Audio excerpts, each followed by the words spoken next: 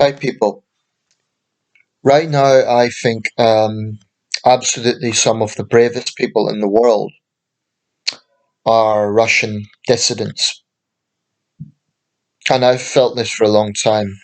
Now, of course, the whole sane world is in awe, and inspired by and humbled by the courage of the Ukrainian people. But I think when history is written and we look at all of this, it's very important to remember there were Russians who said no, who stood up to this regime. Um, and it's one of the things that's been notable about this war, alongside the depravity and lies of the Russian regime and the courage of the Ukrainian people, is the courage of Russian dissidents. And they're taking real risks. I'm going to read out an example of this. This is from Alexandra Matvichuk, who's a Ukrainian uh, activist on Twitter. She works at the let me just get this up to be precise. Yeah, she's the head of the Center for Civil Liberties in Ukraine, a Democracy Defender Award for of OSCE 2016. She's posted this article about a young Russian woman, and I'll just read it out. 5 to 10 years in Russian prison for anti-war calls. Sasha Skolachenko was charged for replacing price tags in a grocery store with anti-war placards. She's been in custody since April the 11th, 2022. Now she faces psychological pressure and bullying in the detention by her cellmates. The Gulag system may have formerly died with the Soviet Union, but I think in Russia, political prisoners are still very much a thing. And if other inmates, particularly if they're of a nationalistic disposition, or the regular criminals, thieves or whatever, they find out about political prisoners, one can imagine what that's like. And the thing about this is they know the risks, but they do it anyway, which to me is just remarkably brave. And it's for a just cause. Not long ago, Dmitry Muratov, the Nobel laureate, um, announced he was going to give his prize money from the Nobel, substantial prize money with that, to Ukrainian orphans. Mr. Muratov has been physically attacked himself on a Moscow St. Petersburg train. I think it was Moscow to St. Petersburg line. He had red paint thrown over him. So Russians who speak out, and there's other examples, um, they're taking a real risk. It's not just the risk of imprisonment. Even if that doesn't happen, um, they face vitriol from fellow citizens. Now, I suppose you can make the case that Putin apologists in the West are not exactly going to be very popular right now, but I'm in saying they are in a much better position than Russian dissidents. Why? Because useful idiots in the West who cheer for Putin, they might be ridiculed or criticised, but they're not going to go to jail. And ultimately, I don't think they should, unless they're working in a sector which is to do with national security. But you get someone like Bernie Ecclestone, the former Formula One boss, who, in a bizarre interview with Good Morning, to be honest, I didn't even want to watch it because this sort of thing sickens me. But he claimed he would take a bullet for Putin. I mean, I think there is something very, in my opinion, very depraved and very sick and very effed up about Westerners who support Putin.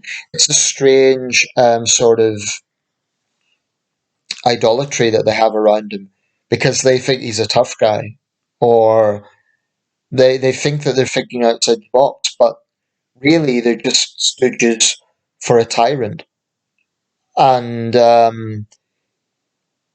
By extension, their attitude and their position is an insult to that tyrant victims. Certainly the Ukrainians and Syrians, I would add, but also brave Russians. And the thing is, these Russians they really are in an impossible position because not only are they standing up to a regime they know will jail them, and they know at the moment they're in a minority. They must know that. But they will also be tarred by the same brush by extension. That's why I think it's so wrong for companies and so on to collectively punish all Russians, because some of those Russians may well be anti Putin. So punishing people for their nationality is a mistake, I think. I've no sympathy with Putin cheerleaders. I don't give a damn what comes their way, short of violence. But, this thing about blacklisting Russian musicians and so on, I'm not sure it's the right approach. But it's going to be a generational contempt. I mean, Ukrainians took it the Holodomor when the Soviet Union starved them to death, literally, under Stalin. And it looks like Russia's trying to do the same thing again. I mean, apparently Russia's pulled back from Snake Island as a gesture of goodwill. How nice of them. Does that make up for the thousands of civilians they've killed and wounded, humanitarian crisis they've created, the nuclear war they threatened against the continent, the industrial scale lies? I don't think so. And when I think about these issues, I am more convinced than ever that we've done the right thing denying RT a platform. It was long overdue. It took too long to happen, but it did happen, and it was the right thing. I do not see any rational reason why we should allow Russian propagandists to continue to spout out their lies in the West. I just don't see any moral argument for that. None. Um, but I'm just in awe of the courage of these people because it would be a lot easier to just go with the flow and to bury their conscience and just. But they're political prisoners and they're taking real risks. And the way they're doing it is, I would say, pretty modest. I mean, for example, replacing price tags. I suppose at most it's minor vandalism. This is very different from people gluing themselves to the M25 for their cause, which only hurts the wider public. I do hope the Russian dissidents, you know, keep their tactics responsible because if they were to use those sort of tactics, then the Russian public would turn against them, I think, even more. So they need to be assertive in their approach. But I really, really think they need support. And I know it's almost impossible to support them physically, but they need moral support. They need to know, and I hope they know, that those of us who are paying attention to the situation do not regard all Russians as the same. I think Ukrainians know that. I think Ukrainians know that there are Russian dissidents who are trying their best to fight against the system.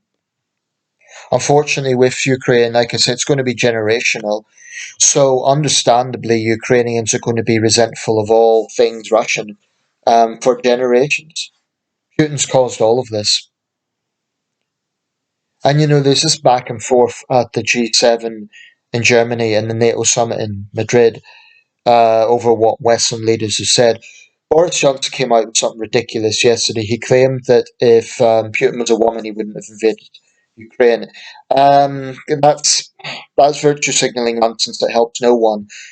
Firstly, it's not accurate because Catherine the Great had wars. Our own Margaret Thatcher had the Falklands, which was a defensive war. That was a situation where Argentina invaded the Falklands. But the point is, this idea of women leaders being pacifistic is baseless. It really is baseless. And I don't know why Johnson's doing that. If it's a desperate attempt to shore up support in his party, by pitching to feminists or what. It's ridiculous. But of course, it just gives Putin the green light to retort. And he's come out and said that Western leaders lack machismo. Well, there's no machismo in bombing women and children and locking up journalists and hiding in the Kremlin.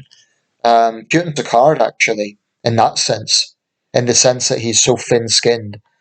But I really think Johnson made a mistake with that analogy about women leaders. I think that was complete nonsense. Um, Incidentally, Putin has plenty of female propagandists. So bringing gender into this, I think it's just nonsense. I really think it's a distraction and it's nonsense. Anyway, I'm going to wrap this up. Um, I just hope those Russians know that they're not alone. I can't imagine what it's like. I just hope that the tide turns in Russia because the more the mortality grows. I mean, even if you even if you consider the Ukrainian figures of 30,000 Russian dead is an exaggeration, it's irrefutable that thousands of Russians have been killed. Now, each of those men will have mothers, wives, girlfriends, sisters. They're going to ask questions. Fathers, they're going to ask questions.